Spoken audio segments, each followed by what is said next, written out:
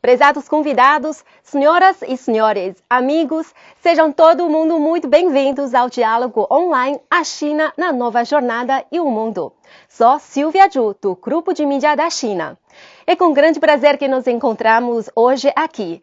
Este evento é co-organizado pelo Centro de Programação em Línguas Europeias e Latino-Americanas do Grupo de Mídia da China e tem como temas o desenvolvimento da China aos meus olhos, relações entre a China e os países de língua portuguesa e comunidade com futuro compartilhado para a humanidade.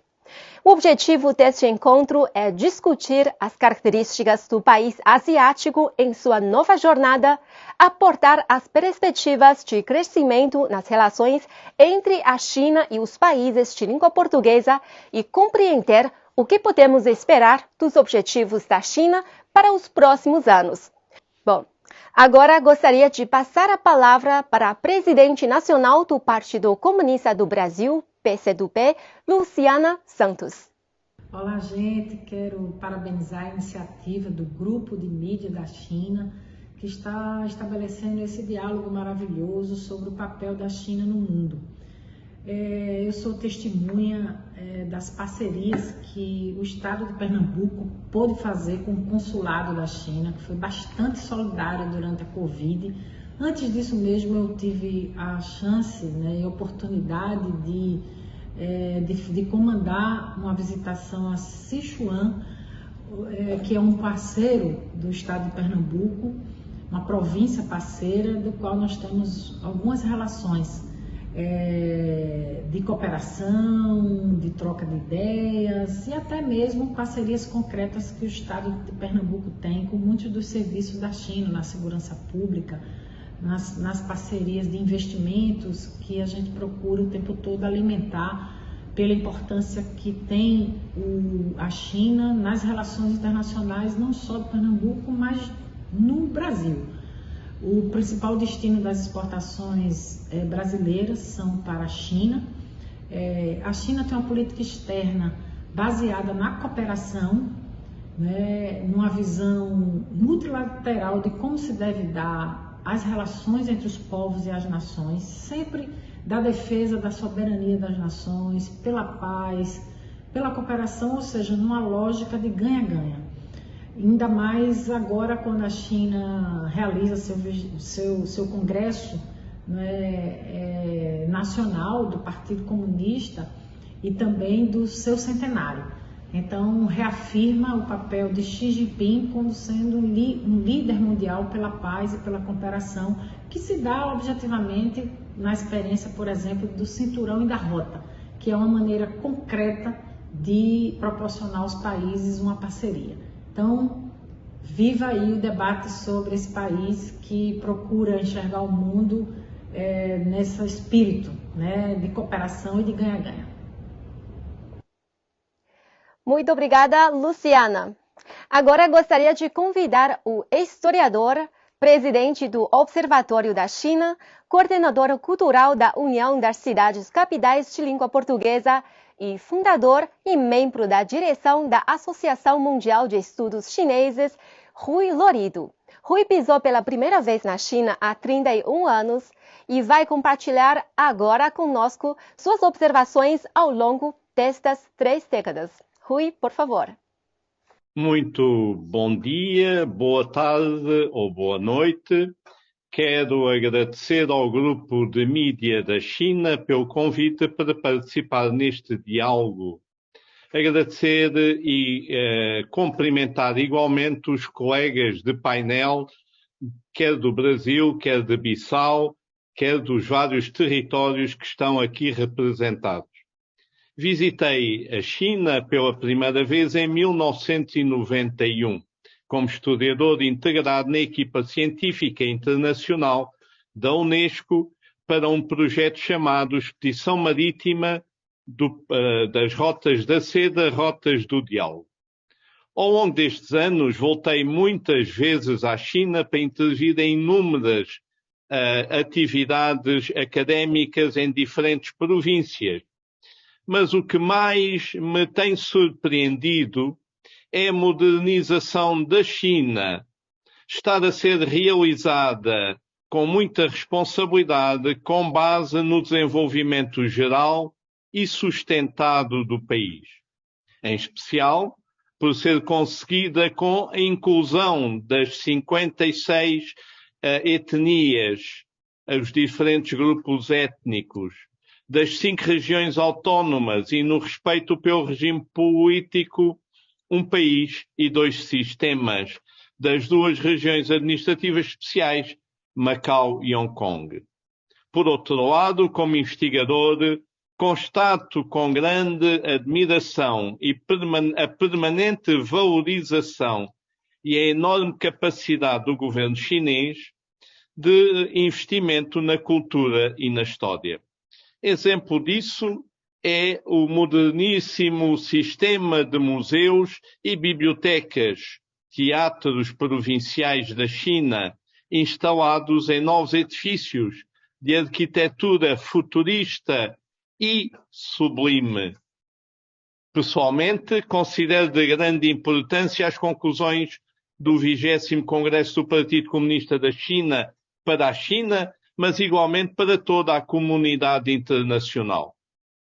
Destaco o princípio orientador do Partido Comunista da China e do governo de ter sempre os interesses da população chinesa no centro da sua ação política. O governo tem implementado ações concretas que têm permitido tornar irreversível as 3 conquistas históricas da China.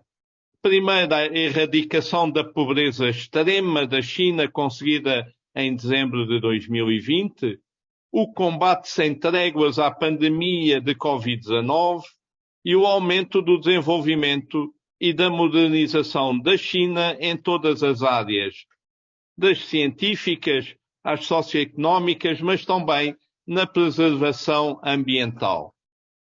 A China tem-se revelado um parceiro comercial da maior importância para os 8 países da língua portuguesa, que usufruem de vantagens concorrenciais pelo apoio do governo central da China ao desenvolvimento de Macau, nomeadamente através do Fórum para a Cooperação Económica e o Comércio entre a China e os países da língua portuguesa, que foi criado em 2003, bem como da integração de Macau no projeto da Grande Baía de Cantão. Após o 20º Congresso do Partido Comunista da China, a China reafirmou o seu compromisso de incremento da cooperação com os países da língua portuguesa, tendo o presidente Xi Jinping, eu próprio, sido um dos primeiros a felicitar o Lula da Silva, quando agora há uma semana foi eleito presidente do Brasil. Portugal tem aprofundado a sua parceria estratégica com a China, no âmbito da qual assinou, nomeadamente nesta semana que passou, em 2 de novembro, um memorando de entendimento com o objetivo de construir uma grande fábrica de baterias em Sines para abastecer o mercado europeu com a tecnologia mais avançada e com 0 emissões de carbono. É nossa convicção, minha e do Observatório da China, que os povos anseiam pela adesão das várias nações do Ocidente ao Oriente e do Norte ao Sul às propostas chinesas de coexistência pacífica e sustentável de todas as civilizações, com base em regras inclusivas e transparentes, como a Carta das Nações Unidas, e pelo fortalecimento das Nações Unidas, da Organização das Nações Unidas. Para acabar, gostaria de referir que o retorno da paz e da estabilidade económica e social nas relações internacionais, rejeitando a mentalidade da Guerra Fria e opondo-se ao unilateralismo e à política de confronto de blocos geopolíticos, são fundamentais estes fatores para a construção de uma comunidade de futuro partilhado para a humanidade. Muito obrigado pela vossa atenção. Muito obrigada, Rui.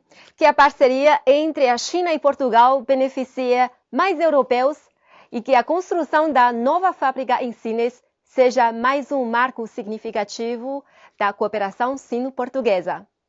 Bom, agora gostaria de passar a palavra para o professor de Relações Internacionais da Universidade Federal do Rio Grande do Sul, Diego Baldasso. Ele vai analisar o lugar da China na estratégia de desenvolvimento nacional. Diego, por favor. Olá, primeiro eu gostaria de agradecer o convite, saudar todos os painelistas e ao público que vai acompanhar e está acompanhando esta atividade. Eu tenho sustentado que a China deverá ocupar um papel fundamental na reconstrução do Brasil depois desse período bastante problemático sob o governo Bolsonaro, tanto nas relações Brasil-China, quanto no desenvolvimento nacional e os diversos problemas que vão da pandemia ao desemprego, né? Por que eu digo que a China pode e deve assumir um lugar fundamental? Primeiro, porque já durante os primeiros governos Lula, foi fortemente estimuladas as relações entre Brasil e China, com diversos acordos, com a criação da COSBAN e com o avanço do comércio bilateral de maneira muito expressiva, né? Segundo, porque o Lula tem essa característica de ter uma grande desenvoltura internacional e ter uma leitura muito clara acerca da importância da China, acerca da importância dos BRICS, acerca da centralidade das relações Sul-Sul. E por que a China pode e deve assumir um lugar central? O Brasil precisa urgentemente retomar um projeto de desenvolvimento nacional, acabar com a insegurança alimentar, diminuir o desemprego, crescer e promover a infraestrutura. E a China pode ser um parceiro determinante nesse sentido. O Brasil precisa urgentemente de um conjunto de investimentos em infraestrutura de transportes, de comunicação e de energia. A China tem grandes empreiteiras, tem expertise e tem capacidade de investimento. O Brasil precisa, inclusive, com essa oportunidade, reconstruir as empreiteiras e os seus sistemas de financiamento que foram destruídos pela Operação Lava Jato. A gente sabe que a infraestrutura, além de melhorar a qualidade econômica, a qualidade de vida de uma maneira geral, tem um papel de encadear outros setores industriais e, portanto, promover o crescimento. Outro setor fundamental que a China pode colaborar, obviamente, é o desenvolvimento de energia renovável. O Brasil já tem um enorme potencial, a China avança rapidamente nos setores de energia eólica, energia solar, é possível expandir a produção no Brasil, criar fábricas chinesas com joint ventures com empresas brasileiras, com financiamento compartilhado entre os bancos públicos brasileiros e os bancos públicos chineses. Essa é outra grande fronteira de expansão do desenvolvimento das relações bilaterais. Um outro âmbito de cooperação muito importante é o âmbito da governança digital, que o Xi Jinping tem destacado, tem dado grande centralidade, né? A China avança no uso do Big Data e de novas ferramentas de planejamento. O Brasil tem órgãos importantes como o IBGE, como o IPEA, e uma parceria no âmbito da governança pode favorecer a implementação de políticas públicas, né? Seja para eliminar a pobreza, seja para planejar diversos outros âmbitos do desenvolvimento nacional. O Brasil já tem um histórico de cooperação tecnológica com a China, como bem ilustra o caso dos satélites CBERS. Essa pode ser uma nova fronteira a ser aprimorada e a ser aprofundada. O Brasil tem uma base em Alcântara para lançamento de satélites e essa parceria aeroespacial pode se expandir também para outros setores. E um outro âmbito fundamental, que eu considero também estratégico, é que o Brasil precisa voltar a exercer a sua liderança na América do Sul, que o governo anterior desarticulou completamente, desidratando a centralidade da Unasul e da CELAC. E, nesse sentido, a parceria do Brasil com a China também pode alavancar a integração regional a partir de grandes obras de infraestrutura, a partir da parceria da China com a CELAC, a partir da extensão do cinturão e rota para o conjunto da América do Sul, posição que a Argentina já assumiu e que o Brasil pode vir a assumir. Essa é uma oportunidade fundamental para a integração sul-americana, para a liderança brasileira e para o incremento da parceria da China com o continente e com a integração regional. Ou seja, essa é uma oportunidade para Brasil, China e os demais países do BRIC exercerem o papel que lhes é de direito, que é exigido e cobrado pela comunidade internacional, sobretudo no momento em que as políticas imperialistas irradiadas de Washington causam tanta insegurança, violência e, obviamente, grandes dramas sociais. Então, eu acho que essa é a perspectiva que Brasil e China devem ter para o futuro próximo e esse novo ciclo que se abre, com Lula no poder e o 20º Congresso do Partido Comunista da China sendo concluído com êxito e definindo as políticas por esse novo ciclo. Obrigado mais uma vez ao convite. Muito obrigada, Jaco, por compartilhar conosco sua leitura. É isso mesmo. Vamos esperar que as relações entre a China e o Brasil entrem em uma nova era e que a China possa contribuir muito para impulsionar os projetos de desenvolvimento do Brasil. Agora gostaria de convidar Foté Mané, de Guiné-Bissau, para fazer uso da palavra. Ele é ex-reitor da Universidade Amílcar Cabral de Guiné-Bissau e investigador do Instituto Nacional de Estudos e Pesquisa.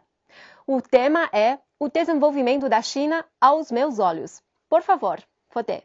Muito obrigado. Os meus cumprimentos a todos. Saúdo as mídias chinesas por essa iniciativa, aos colegas que tivemos a oportunidade de estar aqui. Eu quero introduzir, a frisar sobre aquilo que é o desenvolvimento no meu ponto de vista. Porque, como sabem, os países africanos sofreram dominação durante muitos anos.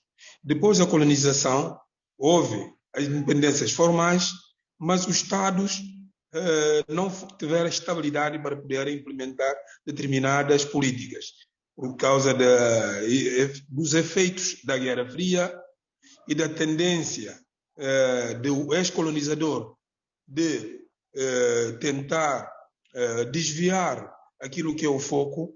Então, isso prejudicou bastante os países africanos, essencialmente os países africanos de língua oficial portuguesa, que viveram situações de instabilidade. Isso fez com que pairasse uma ideia de que não é possível, portanto, um regime mais igualitário, não é possível um desenvolvimento acessível para toda a gente. E a cooperação com a China, a possibilidade de estudar a China, mostrou que, apesar da China ter aquela grande densidade demográfica, é possível o desenvolvimento sem pôr em causa ou sem aumentar o fosso de diferença entre a sociedade. E nós o que é que vimos? Principalmente a partir de 2000, a partir do 18º Congresso, em que estivemos mais atentos à questão da China. Por quê? Do 8º Congresso havia uma palavra que era básica, que era as reformas. Portanto, essas reformas entendeu-se que devia-se adaptar as infraestruturas, mas também resolver os problemas sociais, os problemas econômicos e, sobretudo, a questão do desenvolvimento e da proteção do meio ambiente. E vimos que isso que o sistema, principalmente os mídias capitalistas, nos fazia entender que era impossível.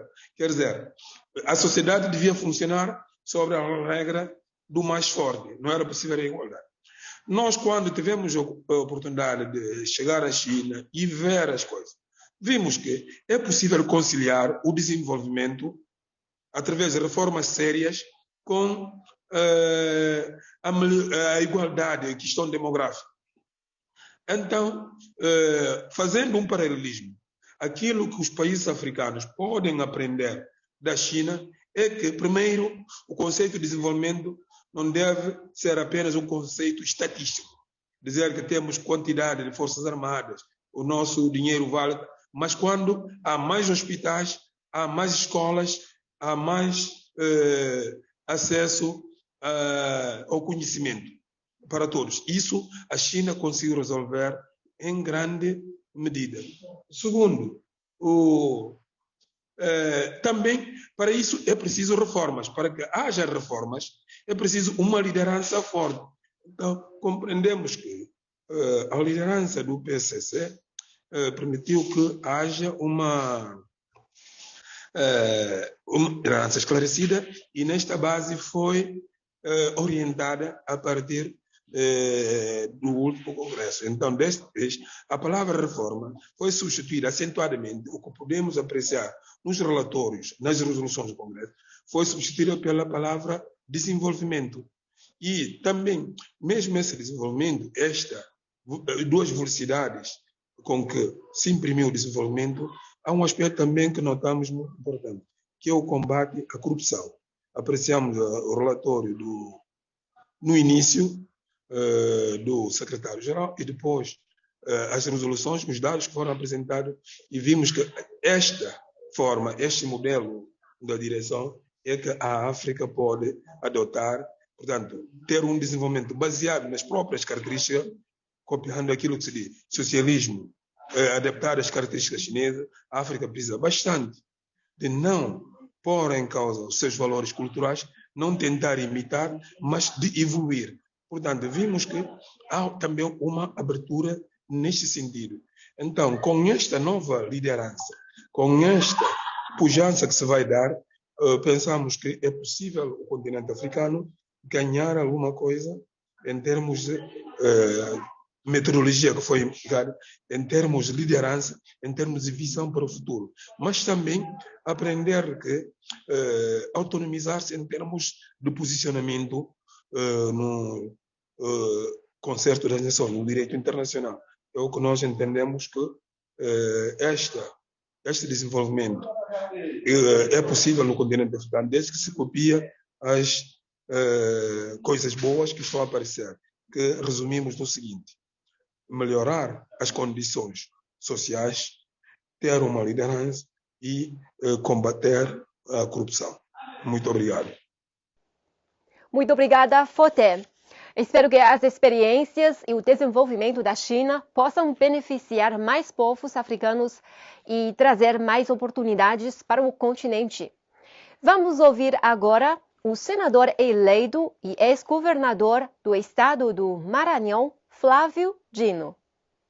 Olá, é um prazer falar com todos vocês. Fui convidado a dar um depoimento sobre as relações entre o Brasil e a China. Somos nações que têm um futuro compartilhado em favor da humanidade. Somos nações distantes geograficamente, mas que temos muita proximidade. Proximidade derivada, em primeiro lugar, da recente intensificação dos fluxos de comércio. Vale dizer que, de parte a parte, exportações e importações se ampliaram, e isto é muito positivo para que nós tenhamos a complementação entre a capacidade de produção de cada nação e, com isso, consigamos o principal, que a economia brasileira, a economia chinesa, sejam caminhos de realização de direitos, cidadania, serviços para as nossas populações. De outra parte, nós temos o fato desse compartilhamento quanto ao futuro decorrer da contribuição cultural que ambas as nações dão ao mundo. Somos, evidentemente, filhos e filhas de paradigmas culturais diferentes, no caso da China, no caso do Brasil. Somos diferentes, mas não somos antinômicos. Pelo contrário, podemos e devemos sempre respeitar todas as culturas, todas as formas de organização política, todas as maneiras de viver, para que tenhamos um mundo em paz. Em terceiro lugar, destaco a necessária colaboração para a consecução de metas que transcendem as fronteiras de cada país singularmente considerado. Aludo muito especialmente às metas ambientais. Nós temos o dever de garantir segurança climática para a atual e para as futuras gerações. E isto não é um objetivo que possa ser alcançado exclusivamente por uma nação de per si, isoladamente. Nós temos que pactuar na arena internacional metas de redução da emissão de gases de efeito estufa e trabalhar juntos, trabalhar unidos, para que não sacrifiquemos o necessário desenvolvimento econômico, mas o façamos de modo sustentável. O Brasil tem, há muitas décadas, esse compromisso, viveu momentos de dificuldade recentemente, porém, estamos reafirmando, a partir da presença do presidente eleito, Luiz Inácio Lula da Silva, na COP27 no Egito, a primacialidade, o quanto é primordial, a essencialidade desses compromissos de metas ambientais. Assim, amigos, amigas, é que nós, com imenso respeito à nação chinesa, estamos dialogando sempre, os povos, os governos, as instituições, para que nós possamos alcançar estas metas, que são fundamentais para que nós possamos falar em paz. Paz é fruto da justiça. Neste momento, a paz exige, mais do que nunca, a colaboração entre todas as nações do globo, especialmente Brasil e China, que são países grandiosos e com grande capacidade de influência no concerto das nações. Muito obrigada, Flávio. Parabéns, o Brasil. Gostaria de convidar o colunista do jornal Folha de São Paulo, ex-presidente da EPC e ex-diretor de jornalismo da mesma empresa, Ricardo Melo. Oi, Ricardo. Tá tudo ótimo. Estava desligado o microfone. Bom, Ok, queria dar boa pode noite falar. a todos, agradecer o convite. Boa noite, bom dia, né? Dependendo do lugar em que se está, que é dia ainda. E eu queria só, né, nessa locução inicial, ressaltar o papel que a China está ocupando no cenário mundial, não apenas em relações bilaterais com o Brasil e com uma série de outros países. Hoje a gente vive uma situação bem diferente do que há 30, 40 anos atrás, onde havia praticamente uma unipolaridade, com os Estados Unidos sendo a principal potência econômica do planeta, e depois da queda do Muro de Berlim, praticamente tomando conta de todas as regiões do mundo. Desse tempo para cá, hoje nós vemos uma multilateralidade, a saber, os Estados Unidos, a União Europeia, a China e a Rússia, que são as principais potências do planeta, sendo que com algumas diferenças importantes. Os Estados Unidos vivem uma crise que não se sabe quando vai acabar, depois da eleição de Donald Trump, e agora com as novas eleições parlamentares, e com a insistência dos adversários de Joe Biden em quererem isolar os Estados Unidos de qualquer negociação com países como a China e assim por diante. Temos a Europa, cuja União Europeia está sofrendo solavancos a cada momento. O Brexit, por parte da Grã-Bretanha, depois a perda de controle durante a Covid, a inflação galopante e uma dificuldade muito grande de acertar o compasso entre os diversos países que fazem parte da União Europeia. Aí passo para a Rússia, antes de falar da China. A Rússia está encrencada até o pescoço. Essa guerra contra a Ucrânia está levando a Rússia a uma situação de dificuldades inauditas. Não só a inflação, mas o descontentamento do povo. Uma guerra que era pensada para se durar um mês no máximo e já se arrasta há 4 meses e que coloca em risco não apenas a segurança da Europa, como também a segurança dos próprios Estados Unidos. E coloca também a questão nuclear de volta à cena política, uma coisa que a gente pensou já tinha sido resolvida faz muito tempo. Destoando disso aí, nós temos a China,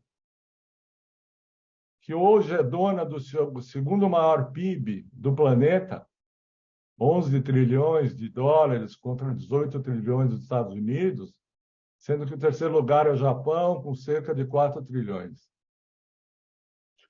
E com crescimento consistente durante muito tempo, o que faz especialistas preverem que não vai demorar muito tempo, não vão demorar muitos anos, para que a China consiga ser a principal potência do planeta.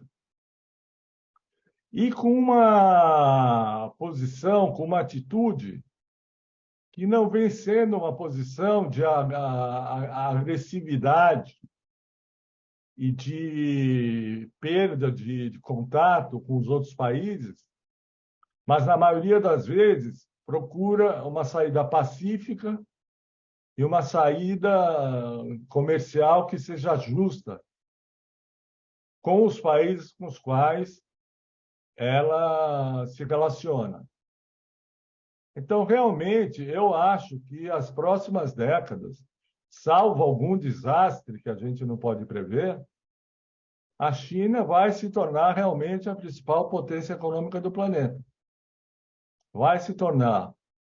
O crescimento do PIB, o crescimento da indústria, o crescimento da agricultura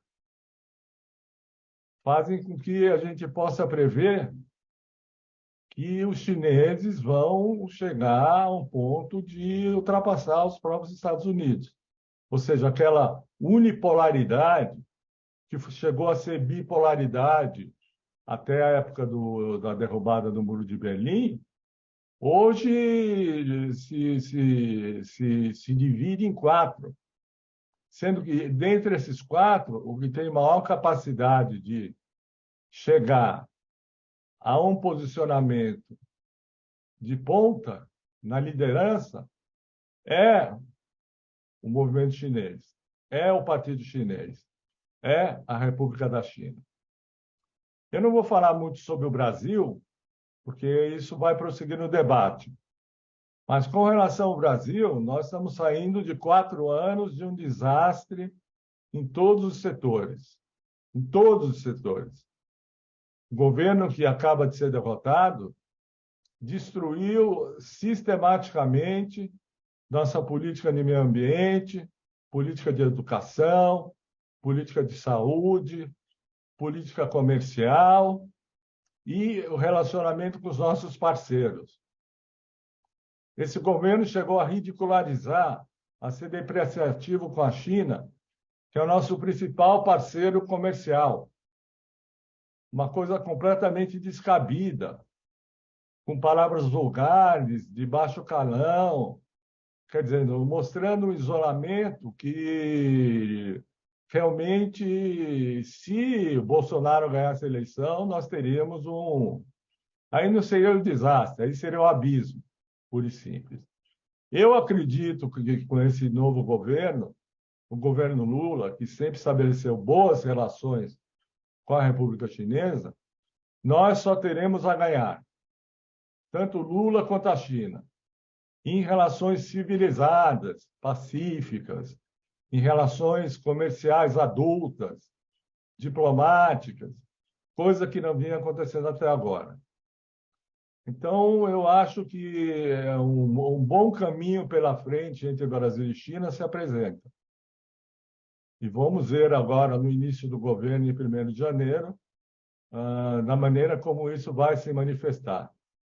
E a China tem um papel importante a jogar, inclusive na questão do meio ambiente, onde ela é uma das maiores emissoras de gases de efeito estufa e precisa regularizar isso aí.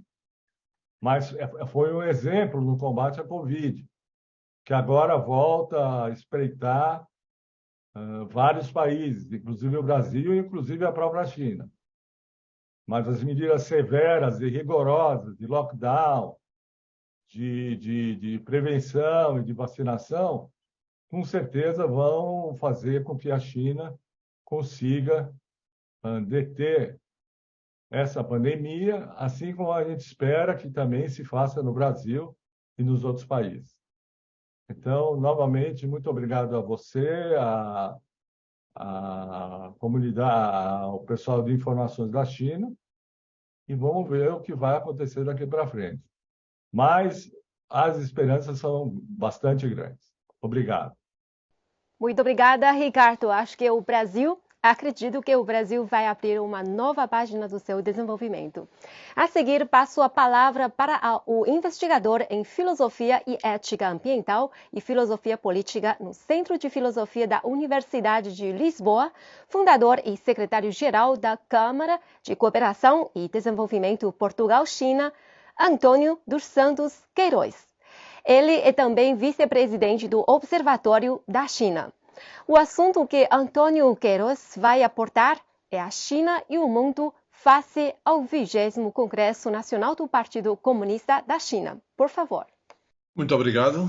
A minha intervenção vai ser sobre a China e o mundo face ao 20º Congresso e começo por saudar os organizadores e os companheiros do debate.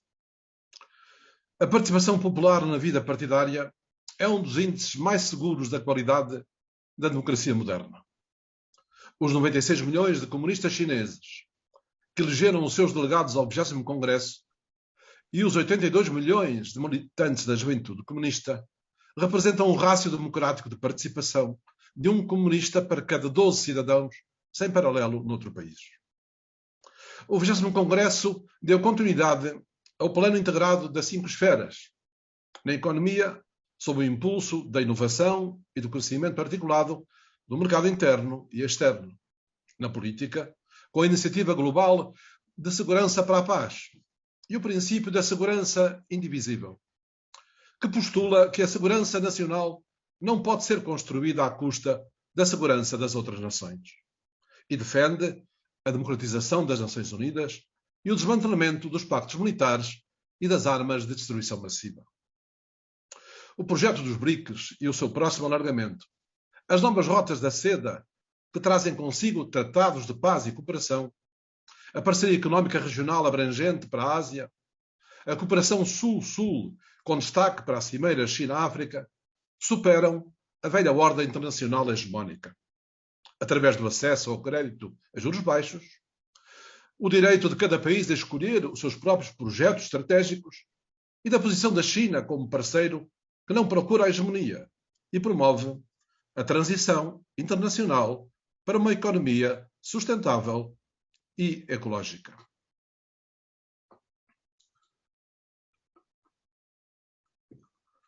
A estratégia abrangente em 4 direções integra agora a construção de uma sociedade mais próspera que erradicou a pobreza extrema na China e contribuiu para a diminuir nos países cooperantes, articulada com o aprofundamento da reforma e abertura e o desenvolvimento da democracia, segundo o princípio de governar de acordo com a lei e a elevação moral do partido e da sociedade. Sem a China, a economia mundial teria entrado em recessão há mais de uma década.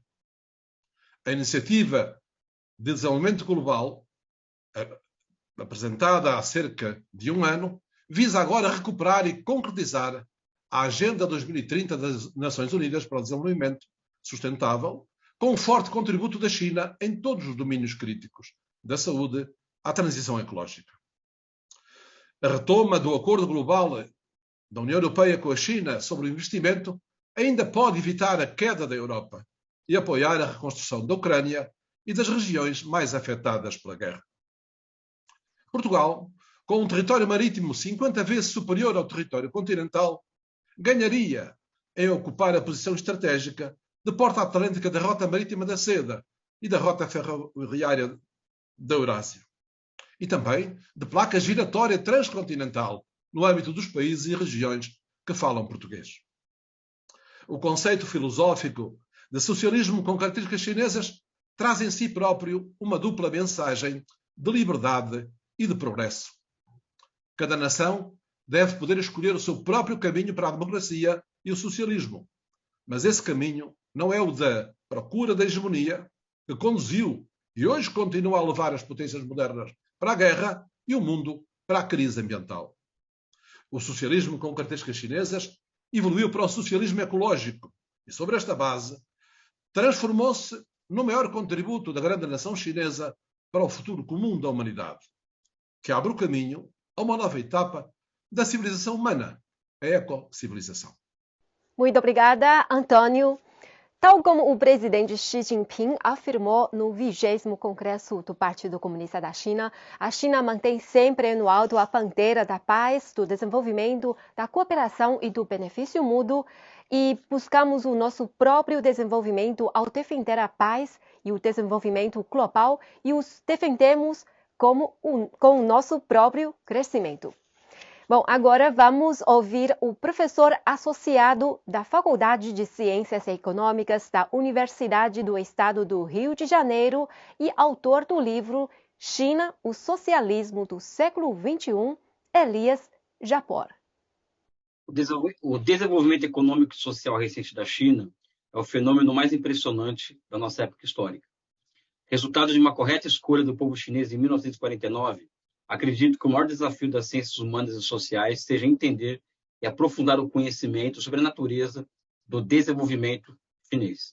Além disso, esse desafio científico de descobrir a essência do fenômeno chinês é parte fundamental da busca pela emancipação humana. A China é uma demonstração viva e clara de que existem outras possibilidades e mesmo vida fora do capitalismo. Aos meus olhos, a experiência chinesa e a nova era do socialismo com características chinesas, tendo a prosperidade comum e a comunidade de futuro compartilhado como ideias-força, são a luz do fim do túnel não somente ao povo chinês. A China oferece ao mundo uma alternativa. Essa alternativa fica cada vez mais evidente. A China já passou os Estados Unidos em uma expectativa de vida e concorre palmo a palmo com as potências capitalistas centrais pela fronteira do conhecimento. Isto seria inimaginável há cerca de um século, quando a China passava pelo século de humilhações. O povo chinês se reergueu, fundou a República Popular, passou a vencer todos os desafios que a história colocou diante de seu povo e de seu Partido Comunista. Mais recentemente, 2 grandes feitos foram escritos na história. A vitória contra a pobreza extrema foi, aos meus olhos, o maior feito da história humana, somente comparada ao envio do ser humano para fora da órbita terrestre e a conquista da Lua. Ao colocar a vida à frente do lucro durante o combate à Covid-19, a China demonstrou a superioridade do socialismo ante o capitalismo. Superioridade que contou com a maior mobilização de voluntários contra uma doença da história. Vinda longa ao socialismo com características chinesas. A humanidade vencerá. Com certeza, a humanidade vencerá. Muito obrigado, professor Elias, pela interpretação sobre o desenvolvimento da China. Agora gostaria de passar a palavra para Marco Fernandes. Ele é o pesquisador brasileiro do Instituto Tricontinental de Pesquisa Social e co-editor de notícias da China, Dongshen News, uma plataforma que visa levar notícias da China ao mundo e romper com perspectivas ocidentais. Bom dia, boa tarde, boa noite a todos os colegas e camaradas.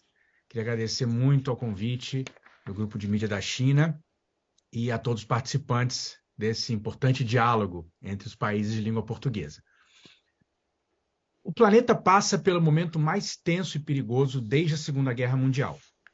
Ainda nem superamos uma pandemia que já matou mais de 6 milhões de pessoas, acelerando a crise econômica mundial, e agora vivemos os efeitos de uma guerra provocada por políticas irresponsáveis das potências ocidentais.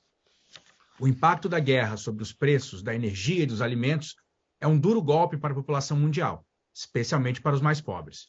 A pobreza e a fome, que já aumentaram durante a pandemia, não param de crescer. Segundo as projeções da Oxfam, 263 milhões de pessoas poderão cair de novo na pobreza extrema no final desse ano. O debate sobre a reforma da governança global é urgente. Mas falemos um pouco de boas notícias e de esperança. Há poucos dias, Lula foi eleito presidente do Brasil pela terceira vez. Uma semana antes, Xi Jinping foi eleito secretário-geral pelo 20º Congresso Nacional do Partido Comunista da China, que reafirmou seu compromisso de ajudar a acelerar o desenvolvimento do Sul global, diminuindo sua desigualdade em relação ao Norte. Temos muita esperança de que a cooperação entre Brasil e China entrará em uma nova era, com imenso potencial para todo o Sul global. A China também reforçou seu compromisso com os acordos globais sobre a crise climática e sua ousada meta de descarbonização até 2060, emergindo como exemplo na governança mundial para nos ajudar a superar, como diriam os chineses, duas grandes montanhas da humanidade, a pobreza e a crise climática. Como todos sabem, a China realizou um feito histórico nos últimos anos, erradicando a pobreza extrema do país. 100 milhões de pessoas foram beneficiadas com seu programa de alívio da pobreza focalizado. Centenas de bilhões de dólares foram gastos no programa. Mas o mais importante foi o método utilizado pelo governo chinês, baseado na mobilização de inúmeros setores da sociedade para realizar essa tarefa. Primeiro, numa intensa mobilização tanto do setor público quanto do privado, além do envio de 3 milhões de quadros do partido, que foram viver durante anos nos vilarejos mais pobres, ajudando a organizar o programa localmente e fazendo o que chamamos, no Brasil, de trabalho de base. Segundo, na capacidade de criar milhares de projetos produtivos, mas também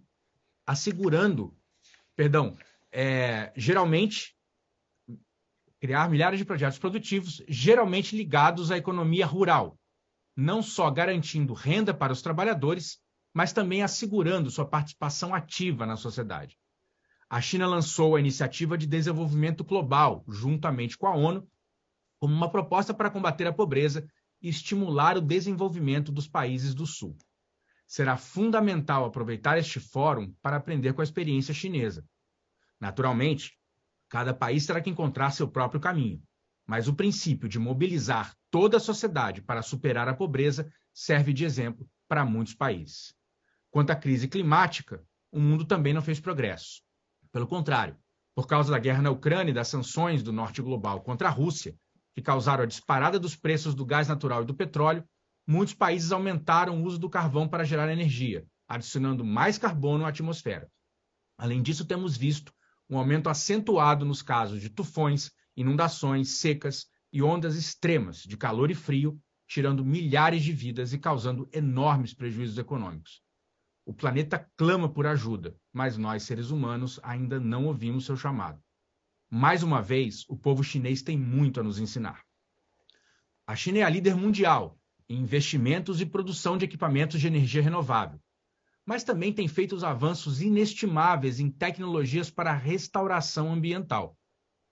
Não só precisamos diminuir as emissões de carbono na atmosfera, mas também precisamos restaurar os enormes danos que causamos aos nossos solos, águas, ar e florestas nas últimas décadas. Da restauração de lagos mortos, ao reflorestamento de áreas desérticas, à dessalinização de solos perdidos para a agricultura, a China desenvolveu um inestimável know-how com o qual todo mundo deveria aprender. Isto é o que eles chamam de civilização ecológica, equilibrando o desenvolvimento humano e ambiental.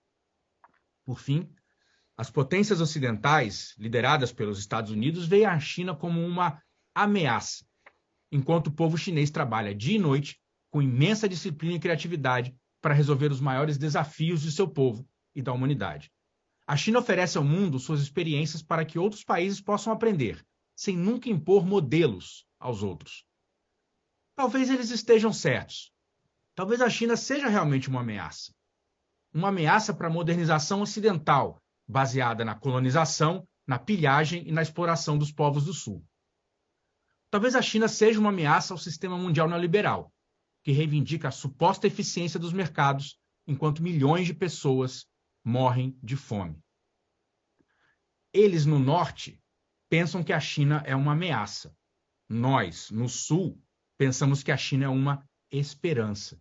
E esta esperança, os chineses a chamam de socialismo. Ganxie. Ganxie, muito obrigada, Marco, pelo seu discurso cheio de emoções e esperança. E que essa esperança possa iluminar todos e que se transforme em maior esperança para o mundo. Bom, vamos ouvir agora o colunista e jornalista especializado na agricultura, Milton Pomar. Ele é consultor das relações Brasil-China, geógrafo e mestre em Estado, Governo e Políticas Públicas. Milton vem acompanhando as evoluções da China há mais de 50 anos e hoje ele vai trazer para nós seus pensamentos e pesquisas sobre o desenvolvimento da China. Por favor, Milton. Obrigado. Eu primeiro gostaria de agradecer ao Grupo de Mídia da China pelo convite e eu fiz algumas anotações que eu acho que falar da China a gente precisa organizar, que é muita coisa, né? Eu acho que, em primeiro lugar, a redução da pobreza, a segurança alimentar da população, o aumento da cobertura florestal e a elevação do nível de escolaridade do país são resultados expressivos das políticas públicas implementadas nos últimos 40 anos na China, pelos governos central e das províncias, regiões autônomas e cidades, com o objetivo de melhorar a qualidade de vida do povo. A expectativa média de vida da China praticamente dobrou desde a proclamação da República Popular em 1949, quando era de 40 anos e veio para 77 anos em 2021. E a mortalidade infantil caiu de 128 por mil para os atuais 9 por mil. Tais avanços são confirmados pelas Nações Unidas através do Índice de Desenvolvimento Humano. Em 1980, a China obteve 0,407 pontos, bem abaixo da média mundial, que era de 0,561. Em 2021, a China alcançou 0,768, acima da média mundial de 0,737, ficando 79 agora complicou, 79 o lugar no ranking, ultrapassando inclusive o Brasil, que estava em 84 no ranking. Esses indicadores confirmam o impressionante aumento do poder aquisitivo entre todos os países do mundo, de mais de 30 vezes entre 1990 e 2019, segundo o estudo do Banco Mundial. Enquanto o Brasil e outros países seguem devastando suas florestas e recursos hídricos, a China caminha no sentido contrário, tendo saído de 14% de cobertura florestal em 1992 e atingido 23% em 2020. Para 2035, a meta é de 26% de cobertura florestal no país. Assim, aumenta a retenção de água no solo, reduz mais as tempestades de areia e melhora a qualidade do ar nas cidades. E continua recuperando áreas degradadas, como a conseguida no deserto de Kubuti, em Ordos, na Mongólia Interior, diminuindo as terríveis limitações ambientais impostas pelos desertos nas regiões norte e oeste do país. Com o programa de vitalização rural, iniciado em 2018, a China diminuirá a desigualdade social e econômica ainda existente entre as pessoas que vivem nos interiores e as das cidades. Todas essas iniciativas bem-sucedidas da China são exemplos para a humanidade. Cada povo e cada país saberão encontrar seus próprios caminhos, como fez a China com o socialismo com características chinesas. Caminhos compartilhados agora por mais pessoas em todo o mundo, graças à conectividade proporcionada pela iniciativa do Cinturão em Rota na China, a construção de infraestrutura em vários países e a redução de custos de transportes. Para nós, que admiramos os esforços do povo chinês no século passado para se libertar da dominação estrangeira, da pobreza, da fome e do atraso, e para desenvolver a grande nação, é animador saber de todos os avanços anunciados pelo presidente Xi Jinping na apresentação do seu relatório na abertura do 20º Congresso do Partido Comunista da China e da disposição de continuarem na grande marcha de modernização científica, tecnológica e de inovação, em cooperação com outros países, compartilhando conhecimentos e criações intelectuais com diferentes povos, para que a humanidade seja efetivamente melhor. Pode-se imaginar as dimensões dos desafios atuais enfrentados pela China, dos quais talvez o principal seja o acelerado envelhecimento e acentuada diminuição de sua população. A previsão para 2100 é de voltar a ter 1 bilhão de pessoas, a mesma quantidade que havia em 1981. Será um mundo de gente para ser cuidada e sustentada por menos pessoas ativas economicamente. A humanidade desconhece como lidar com situação desse tipo em tão grande escala. Todos teremos que aprender como conviver com tanta gente idosa, quase metade das populações. Há também o desafio ambiental, resultante do modelo de sociedade construído nos últimos 50 anos, com gigantesca concentração populacional nas áreas urbanas, principalmente da região litorânea. Mais de 250 milhões de veículos. E a matriz energética ainda dominada pelo carvão, apesar dos esforços louváveis de crescentes investimentos em fontes renováveis de energia e em várias importantes ações para reduzir as emissões de poluentes. Acredito que a China está construindo um futuro melhor para seu povo e para a humanidade, porque acompanha a sua evolução há mais de 50 anos, primeiro à distância, e nos últimos 25 anos bem de perto. Visitei dezenas de cidades e áreas rurais de todas as regiões e sempre pesquiso sobre o que está sendo feito. Quando não houver mais fome e pobreza no mundo, a desigualdade social e econômica tiver diminuído e o ambiente estiver preservado, os que virão depois de nós lembrarão da importância das realizações da China para toda a humanidade.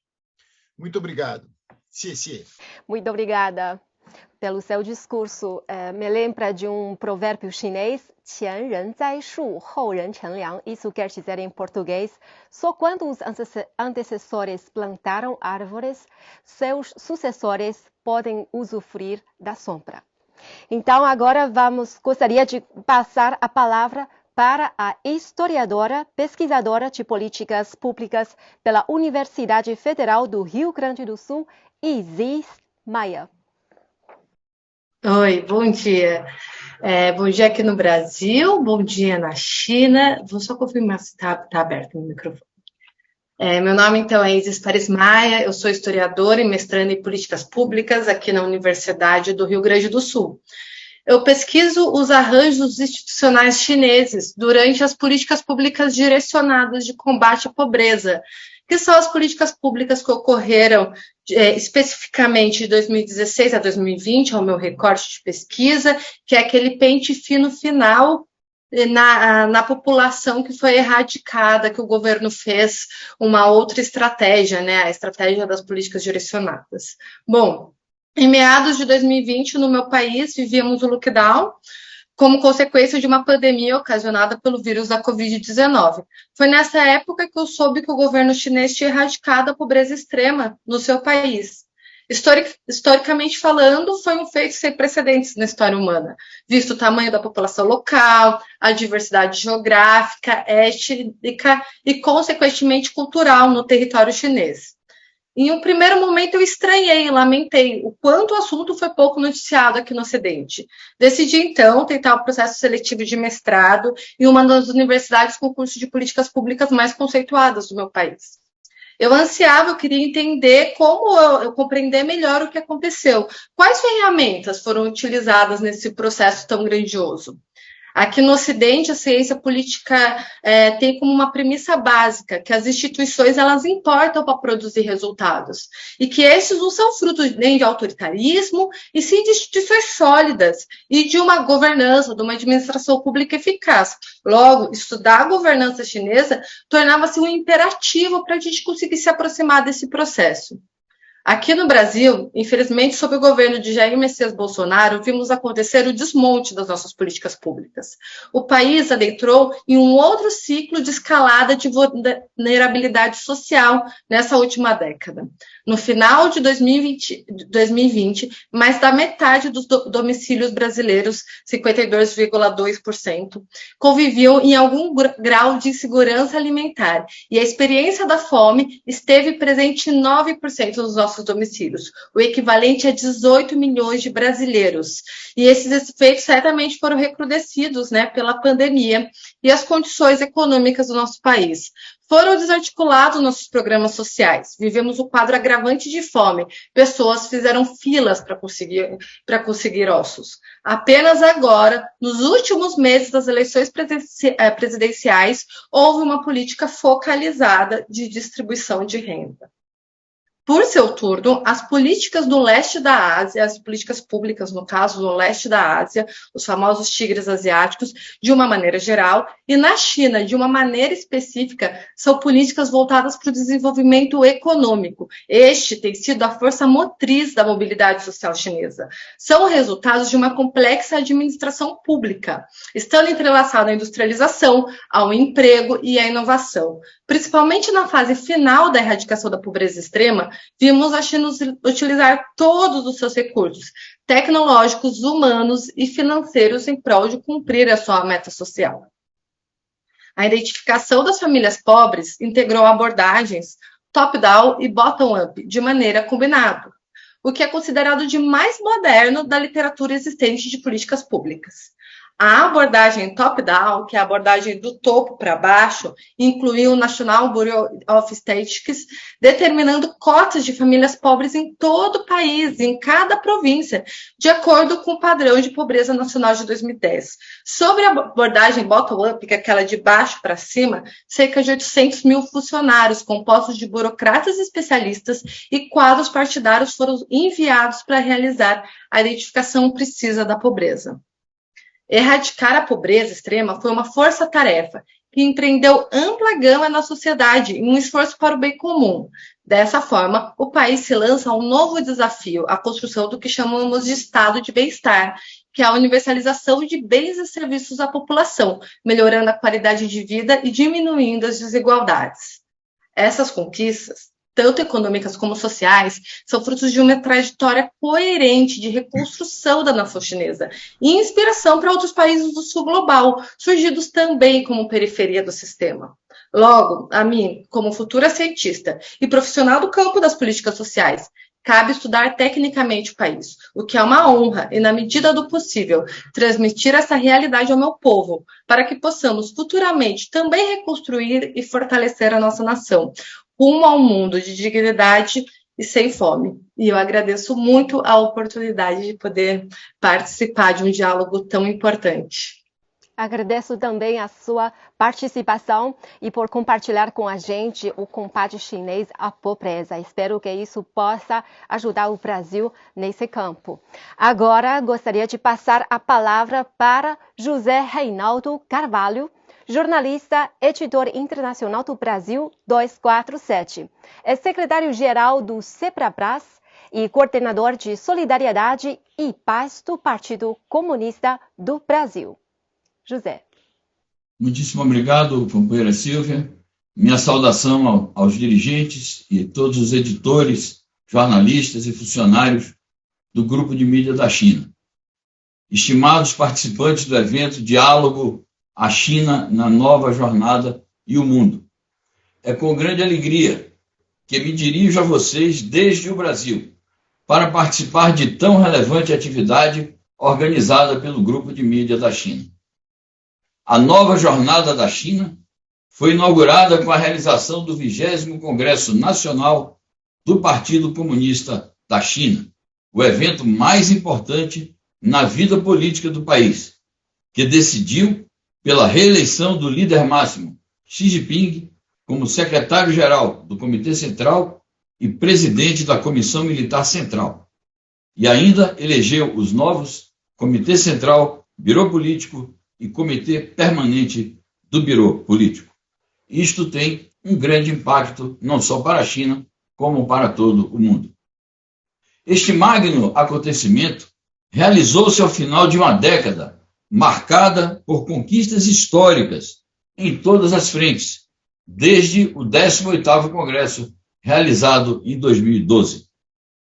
O povo chinês inicia agora uma nova trajetória rumo à construção do Estado socialista amplamente modernizado, sob a orientação do pensamento de Xi Jinping para a construção do socialismo com peculiaridades chinesas na nova era. Isto também tem grande importância para o mundo. O 20º Congresso Nacional do Partido Comunista da China ocorreu em um momento em que a ordem internacional revela-se turbulenta e complexa, passando por reajustes profundos e apresentando à humanidade uma sucessão de desafios globais. Também reveste de importância para o mundo que a alta direção do país tenha elaborado um projeto ambicioso para a próxima etapa do desenvolvimento, que trará resultados significativos para a China. Os amigos da China no Brasil recebemos com regozijo a informação de que o 20º Congresso Nacional do Partido Comunista da China decidiu que a tarefa central desse partido é unir e levar o povo chinês na jornada de construir um país socialista modernizado e forte em todos os sentidos, objetivo que será alcançado em 2 etapas. Concluir até 2035 o processo da modernização socialista e até meados do século XXI tornar-se uma potência próspera, forte, democrática, culturalmente avançada, harmoniosa e bela. É importante destacar, e isto vale como referência para o mundo, que essa modernização se baseie no conceito de colocar o povo em primeiro lugar. Um dos aspectos mais relevantes dessa nova jornada da China são as relações econômicas e políticas com os demais países, com a orientação de buscar um novo caminho de cooperação com ganhos para todas as partes e visando ao desenvolvimento comum.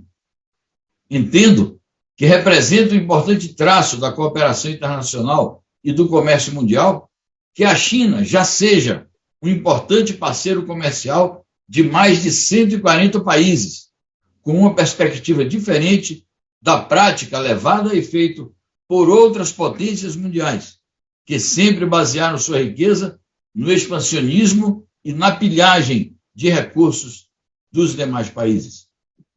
É importante para o desenvolvimento mundial a abertura para o exterior e o engajamento na cooperação de ganhos mútuos com outros países. Um papel de destaque nessas relações tem a iniciativa Cinturão e Rota, que oferece a maior, mais ampla e mais inclusiva plataforma de cooperação internacional, viabilizando vastas oportunidades a todos os países. Outro aspecto que atrai a atenção internacional e a do nosso povo e do nosso país é a defesa da paz e do desenvolvimento, a defesa do multilateralismo verdadeiro, diretrizes que foram aprovadas também no 20º Congresso do Partido Comunista da China. Nesse sentido, valorizamos a iniciativa de desenvolvimento global e a iniciativa de segurança global apresentadas pelo presidente Xi Jinping. Finalmente, a busca por uma comunidade de futuro compartilhado para toda a humanidade é algo fundamental para o desenvolvimento da China e o equilíbrio do mundo. Nós, brasileiros, temos razões para nos alegrar com o desenvolvimento das relações bilaterais China-Brasil, 2 países emergentes de relevância internacional que estabeleceram com êxito uma parceria estratégica global. Temos a certeza de que as políticas adotadas pela China a partir do 20º Congresso Nacional do Partido Comunista da China, abrem uma perspectiva ainda mais promissora para as relações bilaterais. Mormente agora que o Brasil passará a ser governado, a partir do dia 1º de janeiro de 2023, pelo nosso querido presidente Luiz Inácio Lula da Silva. Muitíssimo obrigado. Muito obrigada, José. Acredito e tenho toda a confiança de que a China, na nova era, garante um futuro ainda mais brilhante para as relações sino-brasileiras e ainda com o nosso governo Lula. Agora, gostaria de convidar o analista político do Brasil 247, repórter de Meio Ambiente e Direitos Sociais da revista Pululare, Hélio de Mendonça Rocha. O tema da sua fala é Por um futuro compartilhado na cultura. Por favor. Boa noite a todos e a todos aí na China. Boa tarde aos que estão em Portugal e no continente africano. Bom dia aos colegas e às colegas aqui do Brasil. Bom, eu escolhi esse tema da cultura, que é um tema que destoa um pouco, na verdade, né, daqueles temas de sempre, política, economia, ambiente e tal, por entender que esse é um tema extremamente relevante também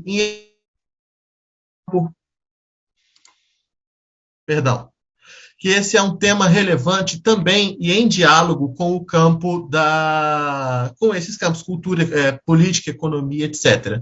Eu sou escritor, eu estou até mostrar uns livros aqui, tenho esse livro aqui, que é uma obra, um épico no estilo camoniano, uma poesia épica sobre a invenção do avião por Santos Dumont, e esse aqui que é uma história de um veterano brasileiro da Segunda Guerra Mundial. E muito pouca gente sabe que o Brasil tem uma campanha vitoriosa na Segunda Guerra Mundial, e pouca gente sabe, no mundo, fora do Brasil, que um brasileiro inventou o avião. Então, muita gente não sabe, pouca gente sabe, que é a chave do que eu vou falar. O multilateralismo é a palavra de ordem de todos os países que estão fora do eixo imperialista, né, que dominou as relações culturais e econômicas internacionais no último século. A construção de um futuro compartilhado para a nossa era requer esforços de união e cooperação dos países ditos da periferia do capitalismo, entre aspas, a fim de criar novas relações diplomáticas e comerciais, garantindo, assim, um futuro para as relações globais em que as nações dividam espaço e papéis econômicos em relação de maior equidade. Se, por um lado, fica clara a necessidade de melhor ponderação entre as trocas comerciais e acordos internacionais em assuntos políticos e estratégicos, ainda vejo carência nesse debate no que diz respeito ao campo da cultura. Este, como podemos observar facilmente, é fundamental para que um país se faça presente no imaginário de outros povos e, assim, angarie simpatias para suas causas e reivindicações entre as pessoas que consomem cultura no mundo inteiro. Esse campo interseccional, que envolve economia e inclusive política, foi muito bem instrumentalizado pelo cinema norte-americano, em que muitas agendas americanas foram impostas no imaginário popular, sem que se desse voz a outras visões igualmente legítimas. Exemplo, quem libertou a Alemanha do nazismo? Os filmes contam que foram os Estados Unidos, mas conta a história que foi a União Soviética, desde Stalingrado até a tomada de Berlim, em que lá hasteou sua bandeira e tem uma foto famosa, sendo o socialismo, então, que libertou o mundo da tirania. Conosco não é diferente. Nossos países ainda são carentes em verem as suas agendas culturais ganharem o mundo. Os esforços por uma cultura em que a China e o mundo tenham conhecimento da primazia da invenção do avião pelo brasileiro Alberto Santos Dumont, ou que a criação do arroz híbrido por Yuan Longping seja uma conquista para a alimentação mundial mais importante do que o Ronald McDonald's, por exemplo, são tão importantes quanto o rompimento de barreiras comerciais e o melhor fluxo de investimentos, capitais ou projetos de infraestrutura. A simpatia e o conhecimento mútuo entre as culturas dos países é a porta de entrada para acordos econômicos, como já nos ensinou o cinema americano. O 20º Congresso do Partido Comunista Chinês busca ratificar cada vez mais a realidade de um regime comunista tolerante, amigo, que busca difundir não um regime de organização social e ideológica, mas um conjunto de relações econômicas internacionais que provenham mais equidade nas relações capital-trabalho em todo o mundo, respeitadas as estruturas internas e culturais de cada país. Tendo em vista isso, é preciso urgentemente partirmos ao imaginário cultural.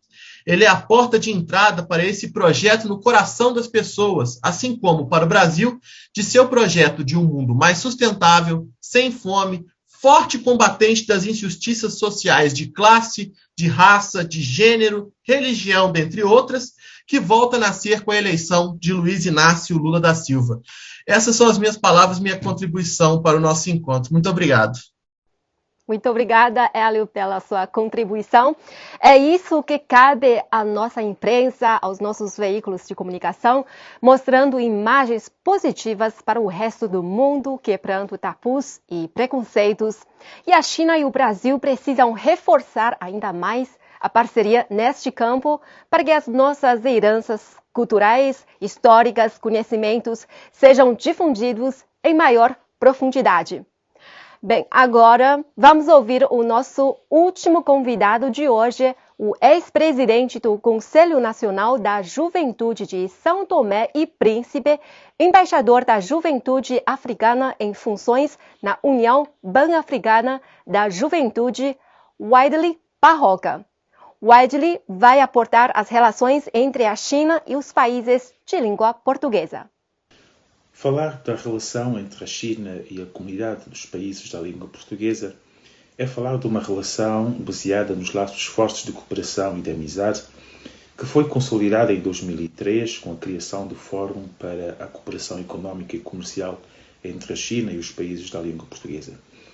Esta relação está assente igualmente nos vários outros domínios de cooperação, como a educação, a saúde, a tecnologia, a segurança e entre outros ainda a explorar. A República Popular da China, sob a liderança do presidente Xi Jinping, visa tornar o país líder das tecnologias da quarta revolução industrial, como a inteligência artificial, a robótica, a internet das coisas e o padrão 5G de telecomunicações. A experiência chinesa tem lições importantes para a CPLP e o mundo, e nós, a juventude, devemos aproveitá-las e os nossos dirigentes consolidá-las. Ok, muito obrigada, Wadley. E mais uma vez agradeço a presença e participação de todos os convidados. Com isso, o diálogo online A China na Nova Jornada e o Mundo fica por aqui. Direto do estúdio de Beijing, desejo uma boa noite da China e um ótimo dia para vocês. Apesar de surgir um probleminho no início do nosso diálogo, mas tudo deu certo. E me lembro também do outro provérbio antigo da China, 好事多磨. Isso quer dizer em português, as coisas boas demoram para chegar. Então, mais uma vez, aproveito para desejar a todos um ótimo dia. Tchau, tchau.